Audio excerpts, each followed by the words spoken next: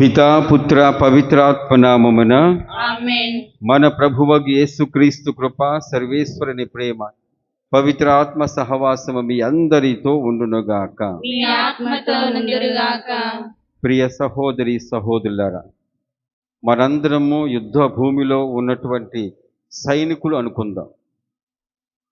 ఈ సైనికులుగా ఉన్నటువంటి మనము చేతులనేమో కత్తి, ఆ తర్వాత విల్లు కూడా ఉంటుంది, అంబుల పదులో వాడి అయినటువంటి బాణాలు కూడా ఉంటాయి. వాడి అయిన బాణాలు ఒకటి కాదు, ఎక్కువ ఉంటాయి. కాబట్టి ఎవరైనా సరే ఒక సైనికుడి చేతిలో కత్తిగా ఉండటానికి కత్తి ఉబలాటపడుతూ ఉంటుంది. ఎందుకంటే అది ఒకే కత్తి కాబట్టి ఉపయోగపడుతూ ఉంటుంది. ఆ కత్తిని చేతబూడినప్పుడు వీరుడు ఏం చేస్తూ ఉంటాడు? వీర విహారం చేస్తూ ఉంటాడు. అదే విధముగా మనము ఆ విల్లులో అమర్చేటువంటి బాణములు, పలు బాణాలు ఉంటాయి, ఏదో ఒక బాణమే తీస్తూ ఉంటాడు. వాటిలో కనుక మనం మరి ఒక్కసారి ఆ బాణములు ఒకరమయ్యామనుకోండి, ఆ బాణములు ఒకరి నా వంతు ఎప్పుడు వస్తుంది, నేను ఆ విల్లుకారి చేతిలోకి వెళతాను, ఎప్పుడు నేను ఆ విల్లుతో ఆయన ఏ విధముగా విసురుతాడో ఆ విధమైన అవకాశం ఎప్పుడు వస్తుంది అనేటువంటి దాని గురించి ఆలోచన చేస్తూ ఉంటుంది. అనగా తనకి నిర్దిష్టమైనటువంటి ఒక స్థలములో ఒక సమయంలో మాత్రమే ఉపయోగించబడుతుంది. ఈనాటి మొదటి పట్టణములో యెషయా గ్రంథములో కూడా ఇటువంటి మాట వింటూ ఉన్నాం. ఇదిగో నేను ఒక బాణమును, వాడి అయిన బాణమును, దేవుని యొక్క అంబుల పదిలో ఉన్నటువంటి వాడి అయిన బాణమును. దేవుడు ఏదో ఒక సమయంలో ఆ కాలము సంపూర్ణమైనప్పుడు మాత్రమే ఉపయోగిస్తాడు. అప్పటిదాకా నేను సిద్ధముగా ఉండాలి. ఇదే భావన మన యేసు ప్రభుని పట్ల మనం అన్వయింప చేసుకుంటే కూడా యావే ప్రభుని లేకపోతే తండ్రి అయిన సర్వేశ్వరుని యొక్క విలువైన వాడి అయిన బాణము క్రీస్తు భగవంతుడు. ఆయన ఆ విధముగా ఆ బాణము ఏంచి అంబుల పదులో దాగి ఉంటూ ఉంటుంది. సమయానికి వచ్చినప్పుడు అది వాడిగానే ఉంటుంది, కానీ సమయం వచ్చినప్పుడు మాత్రమే అది ఉపయోగింపబడుతుంది. అది సరైన విధంగా ఉపయోగింపబడుతుంది. కాబట్టి క్రీస్తు భగవంతుడు ఈ విధముగా వాడి అయిన బాణముగా యావే ప్రభు కానీ తండ్రి అయిన సర్వేశ్వరుని కానీ ఆయన వదలటం చూస్తూ ఉన్నాడు. ఆ వాడి అయిన బాణము మనందరికీ తగిలే విధముగా, రక్షణ తీసుకొచ్చే విధముగా ఆయన ఆ విధముగా ఉపయోగించాడు. దానికి కాను మౌనంగా ఉన్నాడు, సహించాడు, అనేక బాధలు అనుభవించాడు. ఆ తర్వాత ఆ సిలువపై ఆ బాణము విడవబడింది, లేకపోతే అక్కడ ఉపయోగింపబడింది. ఈ విధంగా ఆలోచన చేసినప్పుడు మనము కూడా ప్రభుని యొక్క వాడి అయిన బాణమే. మనం అనుకుంటూ ఉంటాం, నాకు చాలా ఉంది, నాకు చాలా జ్ఞానం ఉంది, ఏంటి నన్ను ఉపయోగించుకోవటం లేదు, దేవుడు నాకు ఎందుకు అవకాశం ఇవ్వట్లేదని. కానీ తాను చిత్తానుకూలముగా ఉపయోగిస్తూ ఉంటాడు. దానికోసమే వేచి ఉండాలి. కాబట్టి ఈ విధమైనటువంటి ఆలోచనలతో ఈ పూజా బడిలో పాల్గొందాము. కొద్దిసేపు మౌనంగా ఉండి చేసిన పాపాల కోసం పశ్చాత్తాపడుతూ ప్రభుని క్షమాపణ వేడుకుందాము.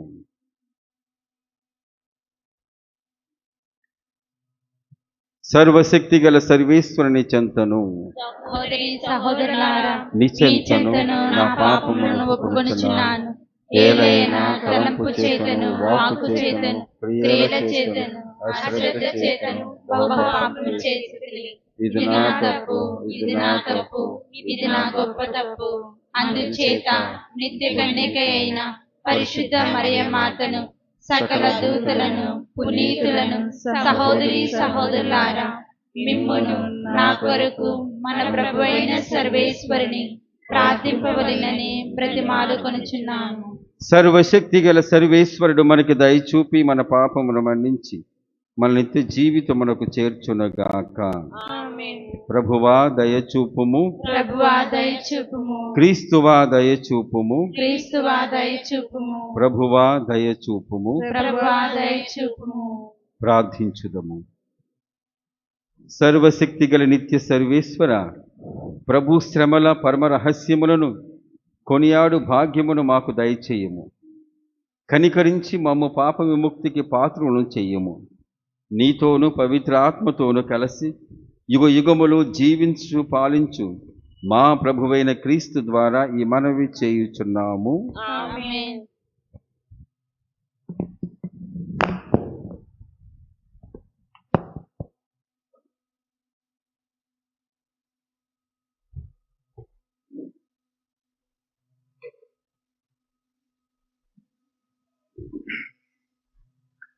నేను నిన్ను జాతులకు జ్యోతిగా నియమింతును, అప్పుడు నా రక్షణము నేల అంచుల వరకు వ్యాపించును. మొదటి పట్టణము యెషయా గ్రంథము 49వ అధ్యాయము 1వ వచనం నుండి 6వ వచనం వరకు. ద్వీపములారా నా మాట వినుడు, దూర ప్రాంతపు జాతులారా నా పలుకు లాలింపుడు. నేను తల్లి కడుపున పడినప్పటి నుండి ప్రభువు నా నామము జ్ఞాపకము చేసుకొనెను. ఆయన నాకు పదునైన కత్తి వంటి వాక్కు నొసగెను.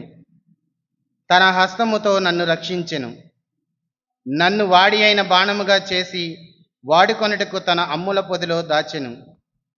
ఆయన నాతో, ఇజ్రాయేలు, నీవు నాకు సేవకుడవు, నీ వలన నాకు కీర్తి కలుగునని చెప్పెను. నేను నిరర్ధరకముగా శ్రమపడితిని, నా బలమునంతటిని వినియోగించిన ఫలితము సాధింపజాలనైతునని నేను అనుకొంటిని. కానీ ప్రభువు తప్పక నా కోపు తీసుకొనెను, నా కృషికి నన్ను బహుకరించెను.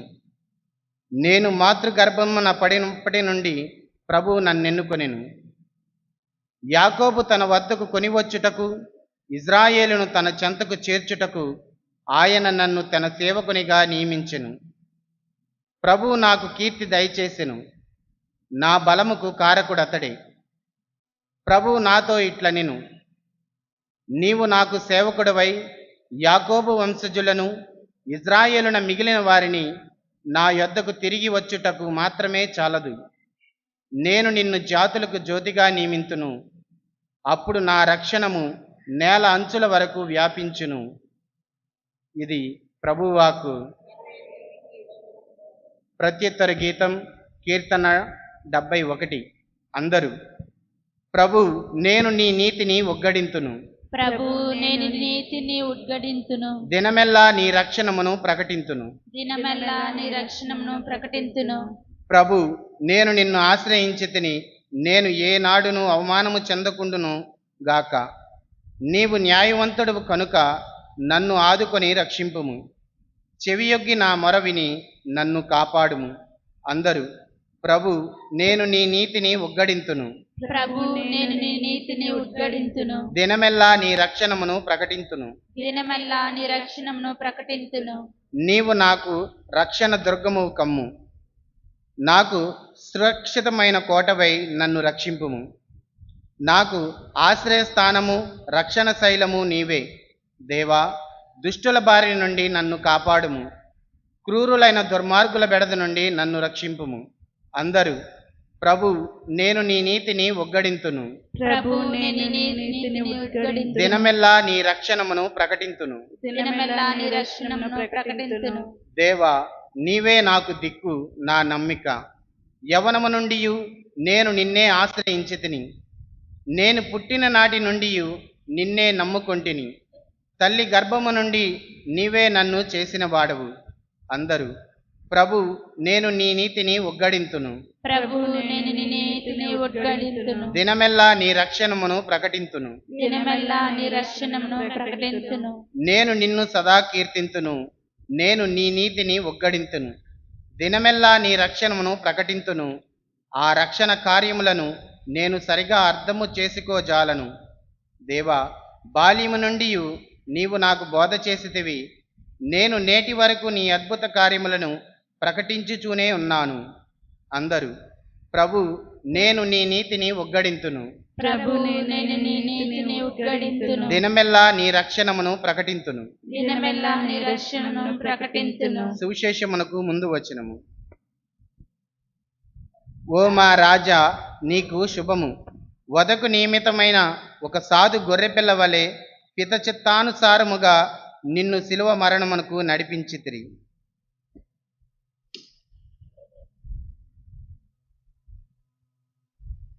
ప్రభువు మీతో ఉండునుగాక. మీ ఆత్మతో నుందురుగాక. పునీత యోహాను రాసిన పవిత్ర సువిశేషములోని భాగము. ప్రభువా మీకు మహిమ కలుగునుగాక. 13వ అధ్యాయము. యోహాను సువార్త 13వ అధ్యాయము 21వ వచనము నుండి 33వ వచనం వరకు మరియు 36వ వచనము నుండి 38వ వచనం వరకు. యేసు ఈ మాటలు పలికిన పిదప అంతరంగమున బాధపడుచు, మీలో ఒకడు నన్ను అప్పగింపనున్నాడని నిశ్చయముగా చెప్పుచున్నాడు అని స్పష్టముగా పలికెను. అంతటా ఆయన శిష్యులు ఆయన ఎవరిని గురించి ఈ మాట చెప్పెనో అని సందేహించుచు ఒకరి వంక మరి ఒకరు చూచుకొనసాగిరి. శిష్యులలో యేసు ప్రేమించిన ఒకడు ఆయన వక్షస్థలమును ఆనుకొని కూర్చుండి ఉండెను. యేసు ఎవరిని గురించి ఈ మాట చెప్పెనో అడగమని సీమోను పేతురు అతనికి సైగ చేశాను. అతడు అట్లే యేసు వక్షస్థలమున వంగి, ప్రభు, అతడెవడు అని ప్రశ్నించాను. నే రొట్టె ముక్కను ముంచి ఎవనికి ఇచ్చేదనో అతడే అని యేసు సమాధానమిచ్చాను.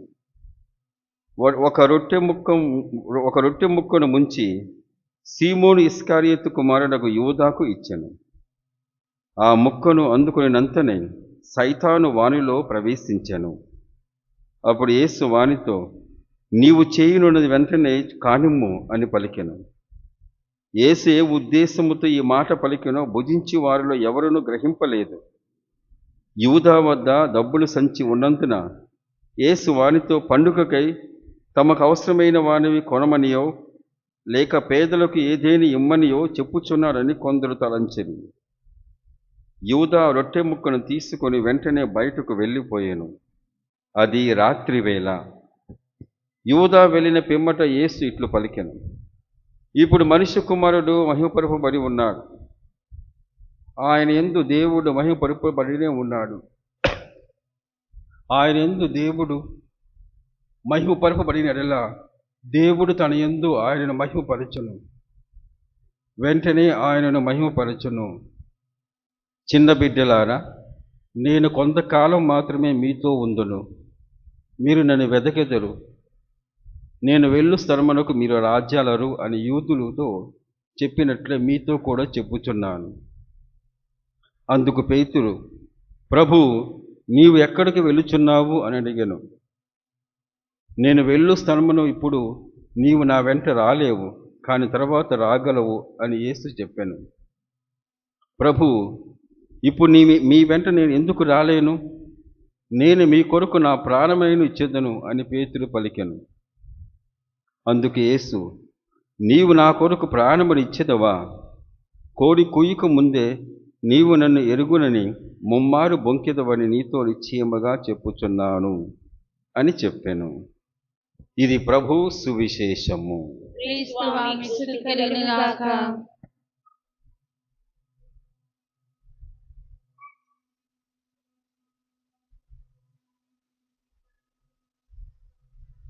ప్రియ సహోదరి సహోదరులారా, అంధకారము అంధకారాన్ని తొలగించలేదు.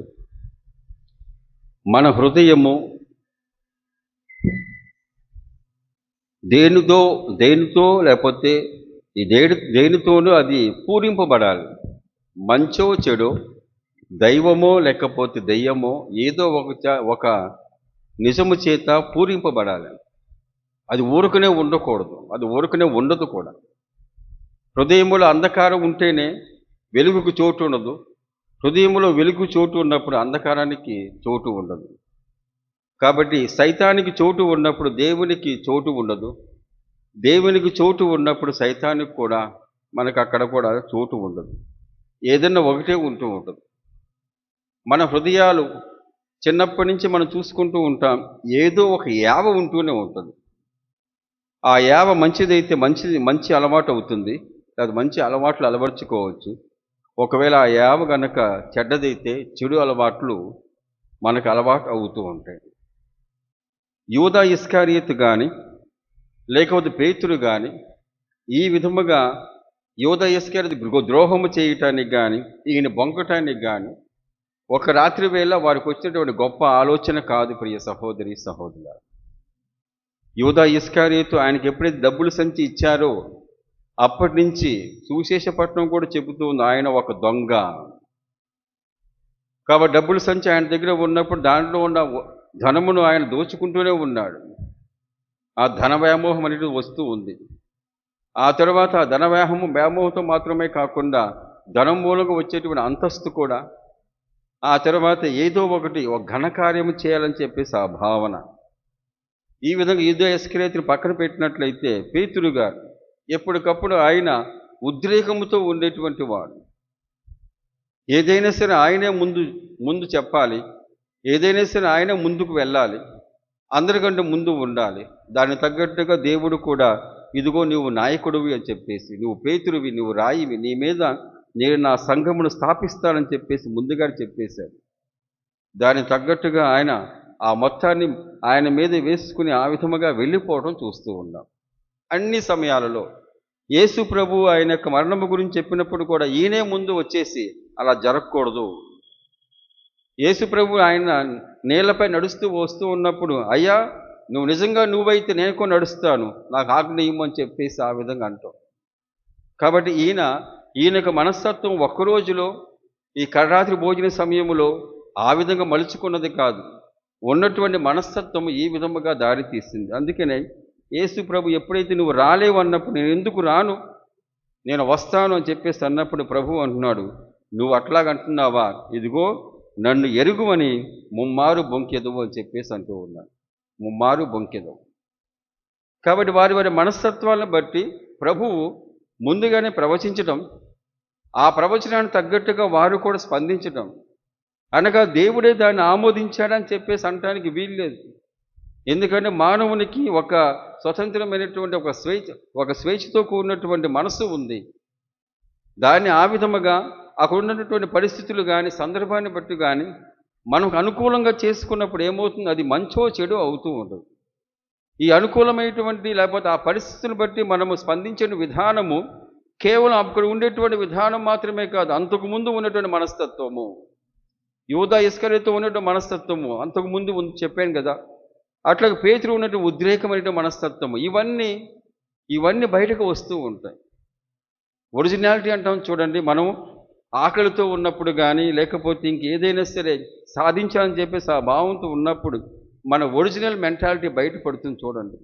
అటువంటిది బయటపడింది. అయితే వీరి యొక్క ఒరిజినాలిటీ లేకపోతే ప్రకృతిపరమైనటువంటి నైజంతో కూడినటువంటి ఆ మనస్తత్వం బయటపడింది. కాబట్టి ఇది అనేక మందికి తెలియజేసే విధంగా ఉంది. కాబట్టి వారు ఘనకార్యం చేసినట్టుగా చూస్తూ ఉన్నాం. కాబట్టి దీన్ని పక్కన పెట్టేసినట్లయితే మనందరము అంధకారముతో అంధకారాన్ని తొలగించలేము. మీకు సందర్భం అర్థమయ్యే ఉంటుంది. కడరాత్రి భోజన సమయమున యేసు ప్రభువు ఆయన శిష్యుల కాళ్ళు కడిగిన తరువాత ఆ రొట్టెను ఉంచి ఎవరికైతే ఇస్తారో వాడే నన్ను అప్పగించబోతున్నాడని చెప్పేసి ఆ విధంగా యేసు ప్రభు యొక్క రొట్టె, యేసు ప్రభు యొక్క శరీరము స్వీకరించిన ఆయన వెంటనే ఏమైందో చూడండి. 27వ వచనములో, ఆ ముక్కను అందుకునినంతనే సైతాను వానిలో ప్రవేశించెను. అప్పుడు యేసు వానితో, నీవు చేయనున్నది వెంటనే కానిమ్ము. ఈ మాట విన్న తర్వాత ఆయన రొట్టెను తీసుకుని వెంటనే బయటకు వెళ్ళిపోవటం. అది రాత్రి వేళ. రాత్రి అనగా అంధకారము, అంధకారం అనగా పాపము. యోహాను సువార్త ప్రకారం చీకటి అంటే పాపము. కాబట్టి ఇక్కడ ఆయన బయటికి వెళ్ళేసరికి బయటకు ఆ విధంగా వెళ్ళిపోయినప్పుడు అది ఏ వేళ? అది రాత్రి వేళ. ఎవరి చేత పూరింపబడ్డాడు ఆయన? సైతాను.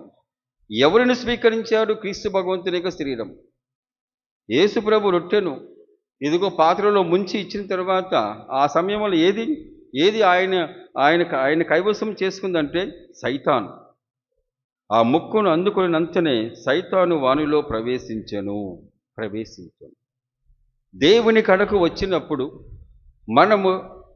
మన మనస్తత్వం ప్రకారముగా, మన యొక్క అలవాటు ప్రకారముగా మనము స్పందిస్తూ ఉంటాము. అంటే దానికంటే ముందుగా అంధకారంలో ఉండాలి, అంధకారం సంబంధించినటువంటి విషయాల మంది శ్రద్ధ వహించాలి, అంధకార సంబంధమైనటువంటి క్రియలు చేయాలని చెప్పేసి ఆ భావనతో ఉన్నటువంటి యూదా ఇస్కరియోతు ఎప్పుడైతే యేసు ప్రభు యొక్క శరీరము రొట్టెను తీసుకున్నాడో సైతాను కైవసం చేసుకున్నది. సైతాను.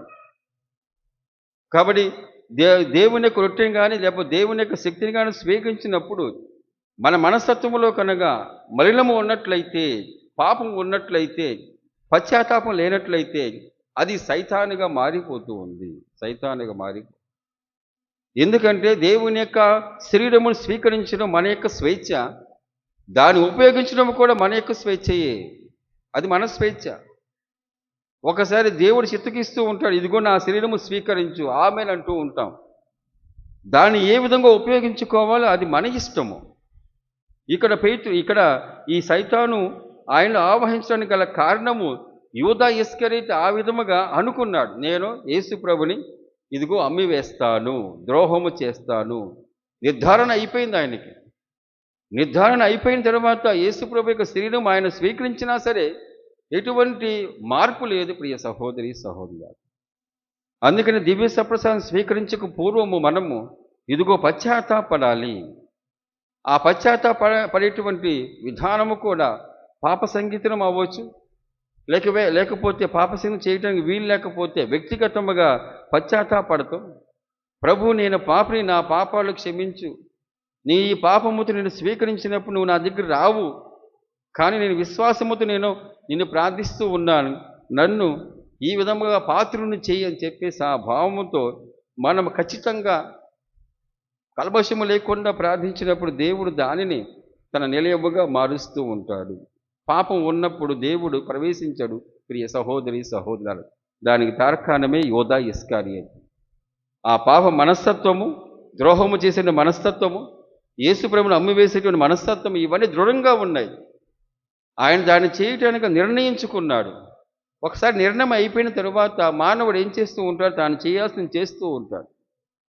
కాబట్టి ఆ విధంగా చేసేటువంటి యూదా ఇస్కరియోతు యేసు ప్రభు ఆయన ఎంత వారించినా, లేకపోతే ఆయన శరీరమే ఆయనలో ప్రవేశించినా ఆయనకి సైతానే గొప్పది అయిపోయింది.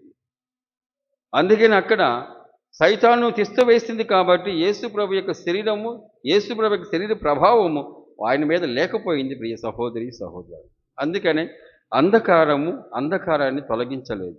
అంధకారము తొలగించాలంటే వెలుగు రావాలి. ఆ వెలుగే దేవునికి అనుగ్రహము. ఆ అనుగ్రహమే యేసు ప్రభు క్రీస్తు ప్రియ సహోదరి సహోదరులు.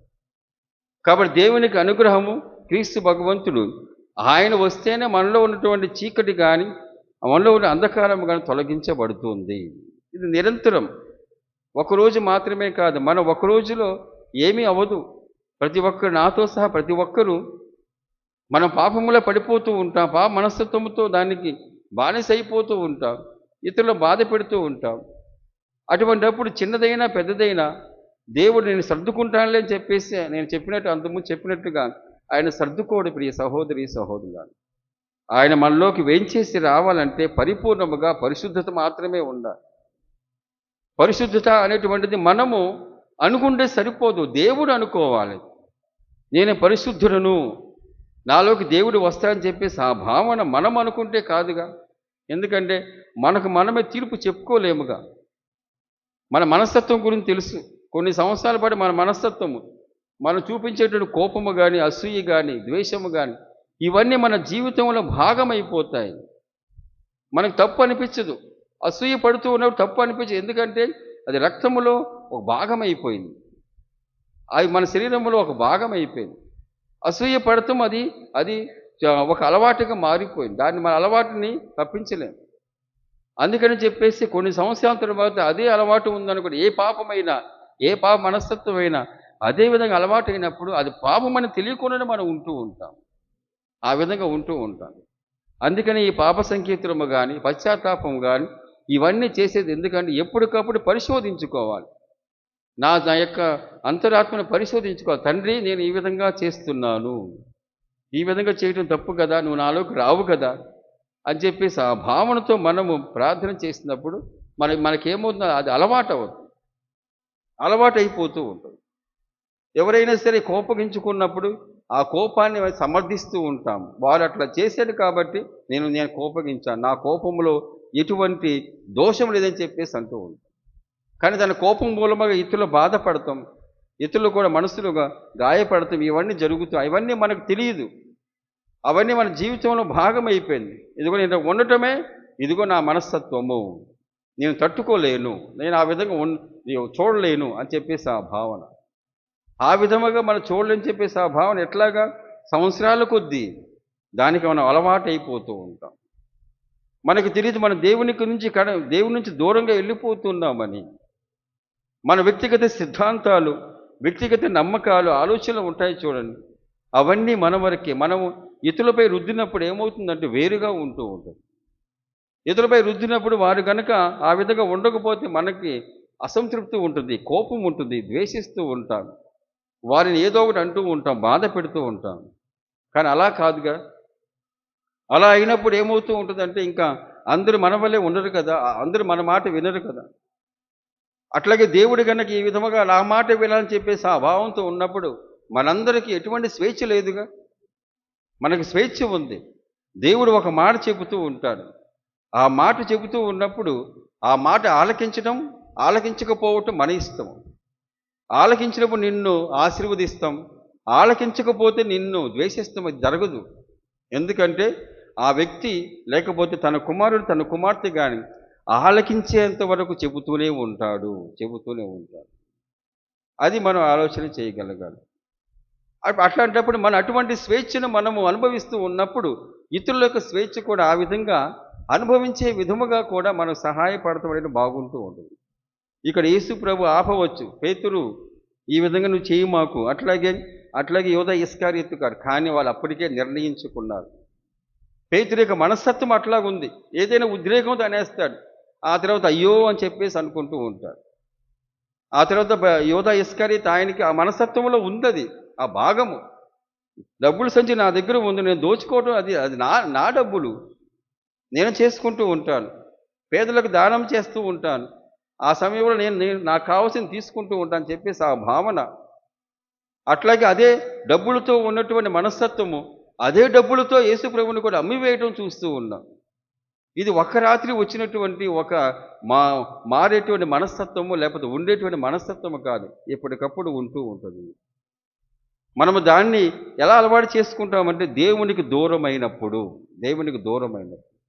ప్రార్థన ద్వారా కానీ లేకపోతే ఇంకా దివ్య సంస్కారాల ద్వారా కానీ దేవుని యొక్క సన్నిధానములు ఎక్కువగా మాట్లాడటం లేకపోతే ఎక్కువగా అనగా ప్రార్థనలో ఉండటం, దీని మూలంగా మనకు తెలుస్తూ ఉంటుంది. మనం ఇతరుల గురించి ధ్యానము చేసుకునే పని లేదు ప్రియ సహోదరి. మనకు చాలా టైం వేస్ట్. మనకున్నదే ఇంత లోకము. 40 సంవత్సరాలే. నేను చాలాసార్లు ఒకసారి చెప్పినట్టున్నా, 60 సంవత్సరాలు అనుకోండి, 20 సంవత్సరాలేమో చదువుకే వెళ్ళిపోతుంది. ఆ తర్వాత చివరి సంవత్సరాలు 40 దాటిందంటే మనం దాన్ని ఏం చేస్తూ ఉన్నాం. లేకపోతే 40, 50, 60 దాటిందనుకోండి, మనం మన మోకాలు పట్టుకోవడమే, మన శరీరాన్ని పట్టుకోవడమే సరిపోతుంది. మనకున్నది 40 సంవత్సరాలు మాత్రం. ఈ 40 సంవత్సరాల్లో మనము దేవునికి దగ్గర వల్ల ఈ లోకమును ఏదైనా సాధించాలా, ఈ లోకమును ఏదో ఒకటి మనం సాధించి పెట్టాలని చెప్పేసి దాని మీదే మనం ధ్యాస పెట్టినప్పుడు సరిపోదు కూడా. మరి ఇతరుల గురించి మనం ఆలోచన చేసేటువంటి ఆ మనస్సు లేకపోతే ఆ సమయం ఎంతవరకు మనం వెచ్చించగలము. ఆ విధంగా వెచ్చించినప్పుడు ఏమవుతుందంటే మన టైం వేస్ట్, వృధా అయిపోతుంది ప్రియ సహోదరి సహోదరులారా. మనము, మన కుటుంబము, మన మనస్తత్వము, మన పాపము, మన పాప పశ్చాత్తాపము, ఆ తర్వాత కుటుంబంలో కావాల్సిన అవసరములు ఇవన్నీ తీరటానికే మనకు సరిపోతూ ఉంటుంది. అవన్నీ మనం సక్రమంగా చేసినప్పుడు తప్పనిసరిగా సద్వినియోగం అవుతూ ఉంటుంది. కానీ మనం ఏం చేస్తామంటే ఇతరుల గురించి ఆలోచన చేస్తాం. వాడు అటువంటి వాడు, ఆమె అటువంటిది. దాని మూలంగా వృధానే ప్రియ సహోదరి సహోదరులారా. ఒక్కోసారి అసత్యాన్ని మనం సత్యముగా, అట్లాగే అసత్యాన్ని మనము దాన్ని పెద్దగా సత్యానికి సాక్షిగా మనం ఉంటూ ఉండటానికి ప్రయత్నం చేస్తూ ఉంటాం. ఇవన్నీ శుద్ధ వ్యర్థము ప్రియ సహోదరి సహోదరులారా. ఇవన్నీ వ్యర్థం. అందుకే క్రీస్తు భగవంతుడు కూడా ఆయన చనిపోయే ముందు చేసినటువంటి గొప్ప ఆలోచన, ఇదిగో తండ్రి వీరేమి చేయుచున్నారో వీరికి తెలియదు, వీరిని క్షమించు. వీరు తమ జీవితాన్ని వ్యర్థం చేసుకుంటూ ఉన్నారు, నన్ను చంపుదామనుకుంటున్నారు, కానీ వాళ్ళని నాశనం చేసుకుంటూ ఉన్నారు. నన్ను చంపినా సరే పర్వాలేదు, ఎందుకంటే నువ్వు నన్ను చూసుకుంటూ ఉంటావు, వారికి కావాల్సిన రక్షణ తీసుకొస్తూ ఉంటావు, కానీ వారికి తెలియదు. అందుకనే యెషయా ప్రవక్త చెప్పినట్లుగా, ఇదిగో ఆయన నాకు పదునైన కట్టి వంటి వాక్కు నొసగెను, తన హస్తముతో నన్ను రక్షించెను. యేసు ప్రభు దేవుని యొక్క వాక్కు. నన్ను వాడి అయిన బాణముగా చేసి వాడుకొనుటకు గాను తన అంబుల పొదలో దాచెను. యేసు ప్రభును వాడింది కేవలం సిలువపై మరణం కోసమే. ఆ విధముగా యావే ప్రభు చిత్తగించారు. ఆ విధముగా ఇదిగో నన్ను వాడి అయిన బాణముగా చేసి వాడుకొనుటకు గాను తన అంబుల పొదలో దాచెను. అంబుల పొదలో ఉన్నటువంటి బాణాలు ఎప్పుడెప్పుడు నా వంతు వస్తుందా అని చూస్తూ ఉంటారు.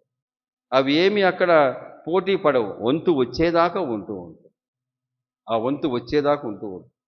ఎప్పుడైతే వంతు వచ్చిందో అప్పుడు ఆ విలుకారుడు ఏ విధముగా ఆయన ఆ విధముగా పంపుతూ ఉంటాడో అదే విధమైనటువంటి ఆ వాడి అయిన బాణము ఎక్కడికి వెళ్ళాలో అక్కడికి వెళ్ళి తన యొక్క ధ్యేయాన్ని నెరవేరుస్తూ ఉంటుంది. పిత అయిన సర్వేశ్వరునికి అంబుల పొదలో దాగబడినటువంటి వాడి అయిన బాణము క్రీస్తు భగవంతుడు. ఆయన కాలము సంపూర్ణమైన వాడాడు, ఈ లోకములో పంపించాడు. ఆ తర్వాత ఆయనే మన సిలువుపై మరణం పొంది ఆ వాడి అయిన బాణము మనందరి యొక్క హృదయాలను చీల్చే విధముగా, మార్చే విధముగా, ఆ విధంగా పరివర్తన చేసే విధముగా, తీసుకువచ్చే విధముగా ఆ వాడి అయిన బాణం మనలో చొచ్చుకొని పోతుంది. కాకపోతే మనము దానికోసమై స్పందించాలి. ఆ వాడి అయిన బాణం మన యొక్క ఈ యొక్క వ్యర్థమైనటువంటి లేకపోతే వ్యర్థపూరితమైన ఆలోచనతో ఉన్న మనస్సును అది మనం గుచ్చుకునే విధముగా మనము స్వేచ్ఛగా దానికోసమై తప్పించాలి. అప్పుడు ప్రభు తప్పక ఆ వాడి అయిన బాణముతో మనల్ని పవిత్రపరచగలడు. అట్లాగే మనకు కావలసిన వరములు ఇయ్యగలడు.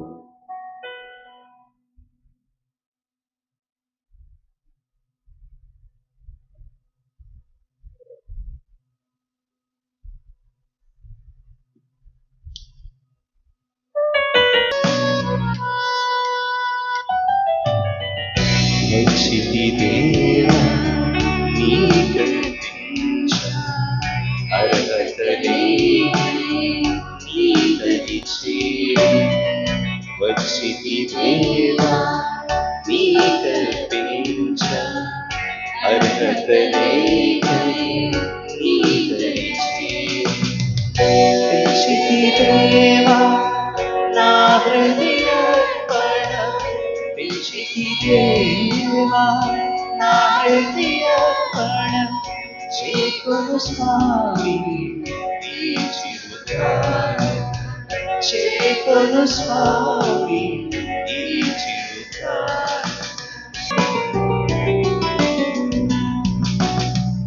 సృష్టిని చేసిన దేవుడు నీవు, సర్వము నీవే అంకితమయ్యా.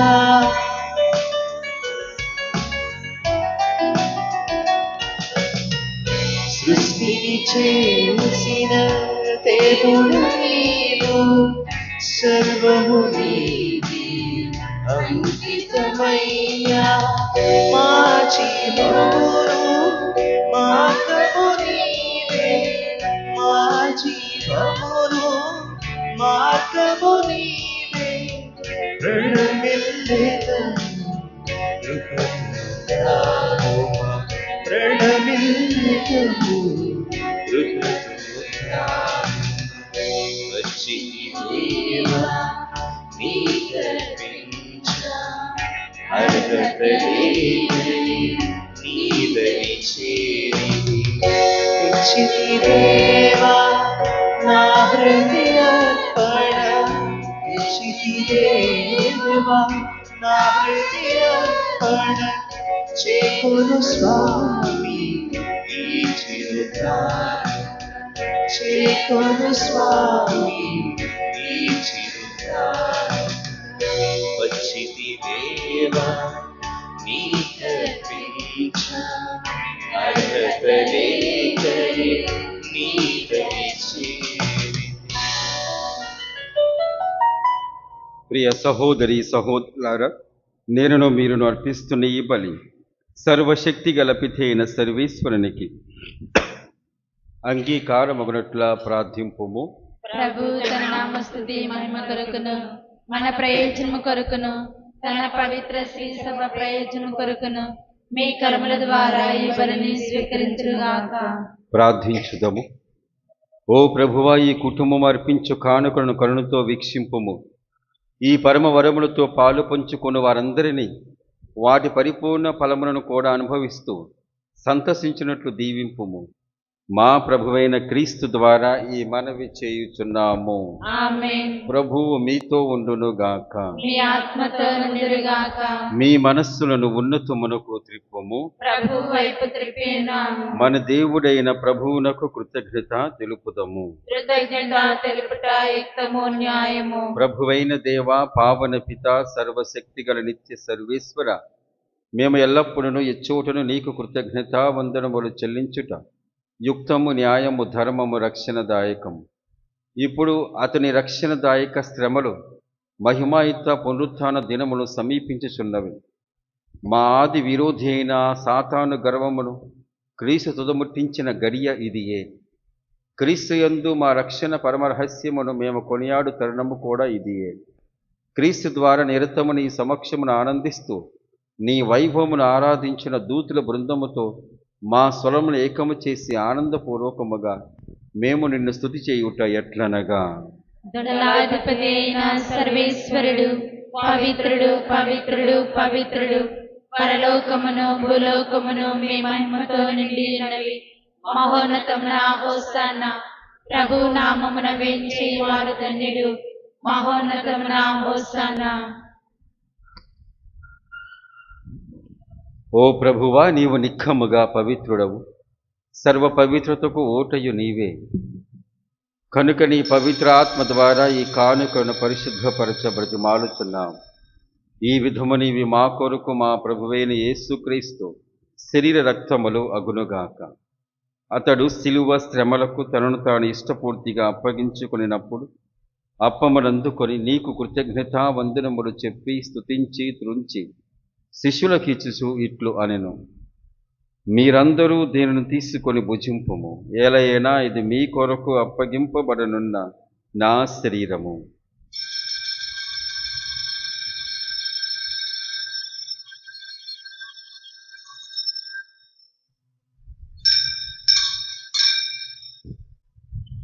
ఆ విధముననే భోజనానంతరము పాత్రమునందుకొని మరల నీకు కృతజ్ఞతా వందనములు చెప్పి శిష్యులకిచ్చుచు ఇట్లు అనెను, మీరందరూ దీనిని తీసుకొని దీని నుండి పానము చేయుడు. ఏలైనా ఇది నూతన నిత్య నిబంధన యొక్క నా రక్తపు పాత్రము. ఇది మీ కొరకును అనేకుల కొరకును పాప పరిహారమునకి ధారవోయబడును. దీనిని నా జ్ఞాపకార్థము చేయుడు.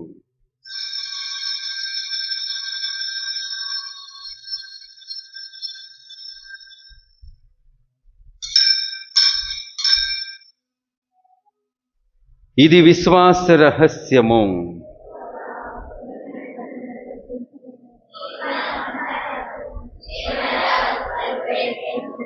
కనుక తండ్రి, క్రీస్తు మరణమును ఉత్థానమును స్మరించుచు జీవమొసగి అప్పమును రక్షణ పాత్రము నీకు సమర్పించున్నాము. నీ సముఖము నిలిచి నీకు పరిచర్య చేయుటకు మమ్ము పాత్రులుగా చేసినందుకు నీకు వందనము తెలుపుచున్నాము. క్రీస్తు శరీర రక్తములయందు పాలువారమగ మమ్ము పవిత్ర ఆత్మ ద్వారా ఐక్యపరచమని బతిమాలుచున్నాము. ఓ ప్రభువా, ప్రపంచమంతటా వ్యాపించి ఉన్న నీ స్త్రీ సభను జ్ఞాపకముంచుకునము. మా లియో జగద్గురువును, మా జోసెఫ్ రాజా పీఠాధిపతులు గురువులందరితో పాటు మమ్మును నీ ప్రేమయందు పరిపూర్ణను చేయము.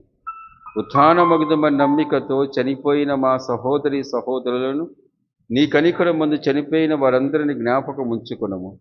వారిని దివ్య ప్రకాశమునికి చేర్చుకొనము. మా అందరిపై దయచూపి దేవుని కన్యతలేగు మరియమాతతోను, పునీత యోసేపు గారితోను, పునీత అపోస్తలులతోను, ఆదుని నీకు సేవ చేస్తున్న పుణ్యాత్ములందరితోనూ మాకు నిత్య జీవితములో భాగమును దయచేయము. అప్పుడు వారితో కలిసి మేము నీ కుమారుడు యేసుక్రీస్తు ద్వారా నిన్ను స్తుతించి మహిమ పరచుదము. క్రీస్తు ద్వారా, క్రీస్తుతో, క్రీస్తునందు సర్వశక్తి గల పితే అయిన సర్వేశ్వర, పవిత్ర ఆత్మతో ఏకమయుండు నీకు యుగ యుగములు గౌరవ మహిమలు కలుగునుగాక. మన రక్షకుడిచ్చిన పరమోపదేశమును అనుసరించి ప్రార్థింప సాహసింతము. పరలోకమందున్న మా తండ్రి, నీ నామం పూజింపబడునుగాక. మీ రాజ్యం వచ్చునుగాక. మీ చిత్తము పరలోకమందు నెరవేరినట్లు భూలోకమందు నెరవేరునుగాక. నానాటికి కావలసిన మా అన్నము మాకు నేటికి అనుగ్రహింపుము. మా యొక్క అప్పుబడిన వారిని మేము మన్నించినట్లు మా అప్పులను మీరు మన్నింపుము.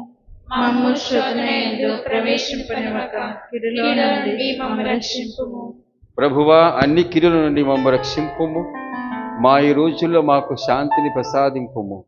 నీ దయానుగ్రహమున పాపము నుండి మమ్ము విముక్తులను చేసి అన్ని కళతల నుండి సర్వదా కాపాడుము. మేము మోక్షానందమును మా రక్షకుడైన యేసుక్రీస్తు ఆగమమును నిరీక్షించుచుందుము. ఏలైనా నిరంతరము మీదే రాజ్యము, మీదే అధికారము, మీదే మహిమ. శాంతిని మీకు అనుగ్రహించున్నాను, నా శాంతిని మీకు ఇస్తున్నాను అని నీ అపోస్తలులతో వచించిన ప్రభువైన యేసువా, మా పాపము లెక్కింపక నీ స్త్రీ సభ విశ్వాసమును వీక్షింపుము. నీ చిత్త ప్రకారము నీ సభకు శాంతిని ఐక్యము అనుగ్రహింపుము. యుగ యుగములు జీవించు పరిపాలించు ప్రభువా, ఆమేన్. ప్రభుని శాంతి ఎల్లప్పుడూ మీ అందరితో ఉండునుగాక. మీ ఆత్మతో ఉండునుగాక. ఒకరికొకరు సమాధానము తెలుపుకుందాము.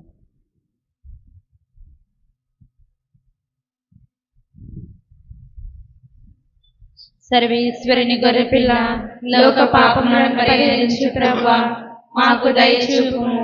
సర్వేశ్వరుని గొర్రెపిల్ల, లోక పాపములను పరిహరించు ప్రభువా, మాకు దయచూపుము. సర్వేశ్వరుని గొర్రెపిల్ల, లోక పాపములను పరిహరించు ప్రభువా, మాకు శాంతిని దయచేయుము. ఇదిగో సర్వేశ్వరుని గొర్రెపిల్ల, ఇదిగో లోక పాపమును పరిహరించు ప్రభువు. ఈ గొర్రెపిల్ల విందుకు పిలువబడిన వారు ధన్యులు. ప్రభువా, మీరు నా ఇంట ప్రవేశించకు నేను పాత్రను కాను, కానీ మీరు ఒక మాట పలికిన నా ఆత్మ స్వస్థత పొందును.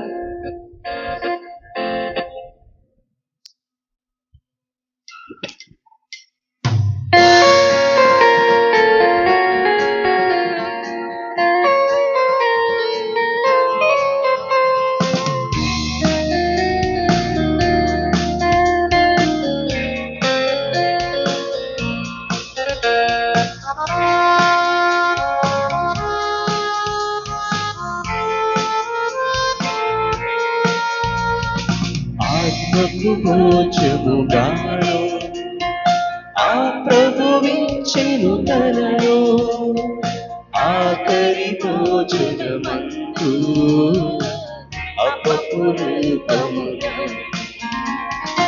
ఆత్మకు మోక్షముగాను ఆ ప్రభువిచ్చెను తనలో, ఆఖరి భోజనమందు అపపురూపములు.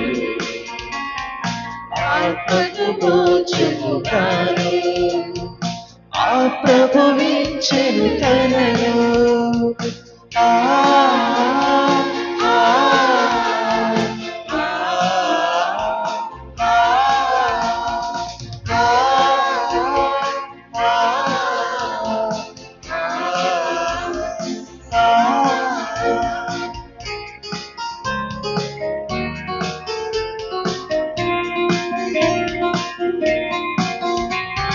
నా దేహంబును తినవలెనే, నా రుధిరంబును తాగాలి మీరు.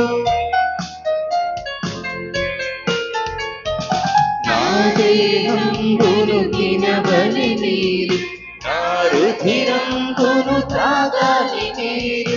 నా యందు ఉండాలి మీరు అన్న యేసుని పలుకులు నమ్ము, అన్న యేసుని పలుకులు నమ్ము. ఆత్మకు భోజముగాను ఆ ప్రభువిచ్చెను తనలో, ఆఖరి భోజనమందు అపపురూపము. ఆత్మకు భోజముగాను ఆ ప్రభువిచ్చెను తనలో.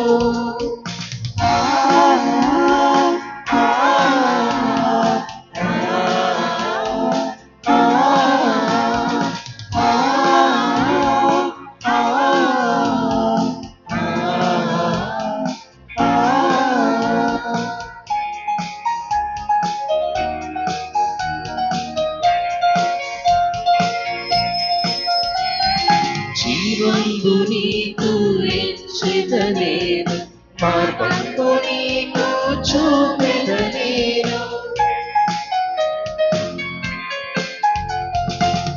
రాజ్యంబు నీకు ఇచ్చెదనేను, మార్గంబు నీకు చూపెదనేను.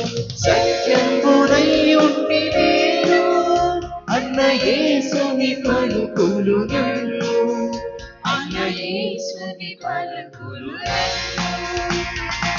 ఆత్మకు భోజముగాను ఆ ప్రభువిచ్చెను తనలో, ఆఖరి భోజనమందు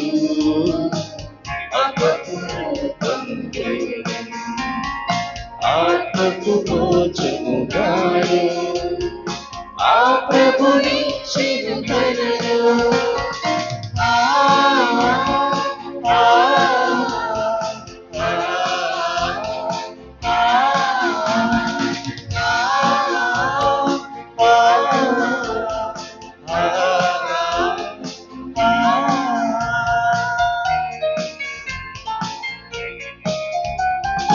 పరముల నుండి వచ్చిన భోజం భూలోకవాసుల ఆహారం, పరముల నుండి వచ్చిన భోజం భూలోకవాసుల ఆహారం, మనకిచ్చు పరలోకవాసం అన్న యేసుని పలుకులు నమ్ము, అన్న యేసుని పలుకులు నమ్ము. ఆత్మకు భోజముగాను ఆ ప్రభువిచ్చెను తనలో, ఆఖరి భోజనమందు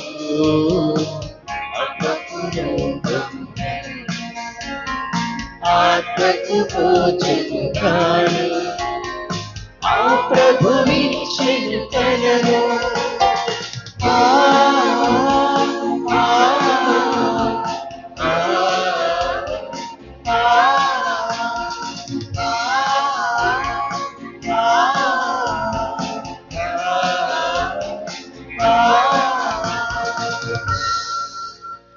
పునీత ఇనియాస్ వారు చేసిన జపము.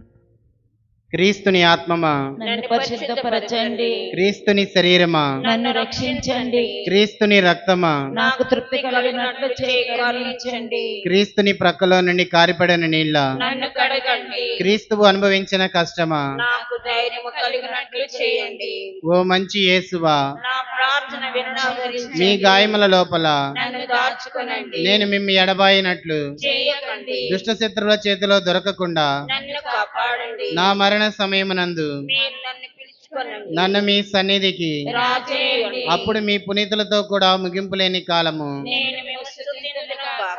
పరిపూర్ణ ఫలము గల జపము.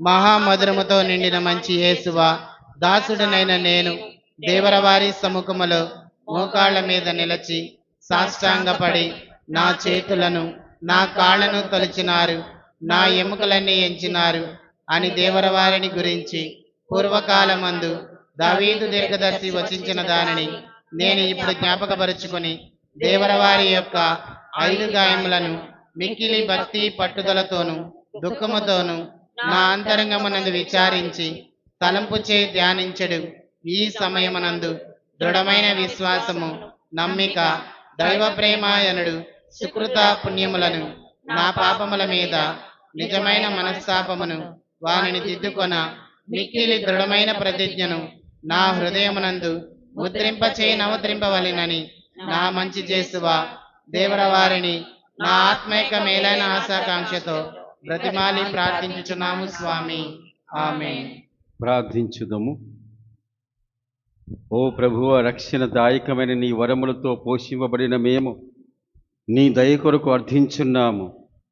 వర్తమాన కాలములో మా పోషకాహారమైన ఈ దివ్య సంస్కారము ద్వారా మమ్ము నిత్య జీవితములో భాగస్థులను చేయమని వేడుకొనుచున్నాము.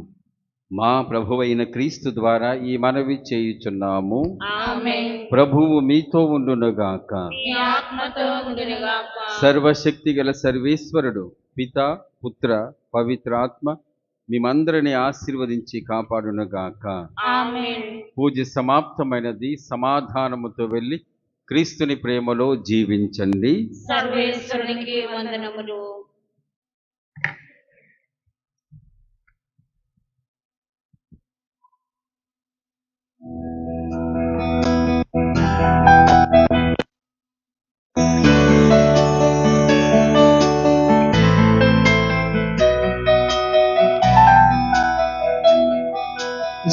సిలువపై వేలాడు శ్రీయేసు నరులకై విలపించు నజరేయుడు ఆ దేవుడు చిందించిన రుధిరధారనే ఈ జగతిని విమోచించు జీవధారలు సిలువపై వేలాడు శ్రీయేసు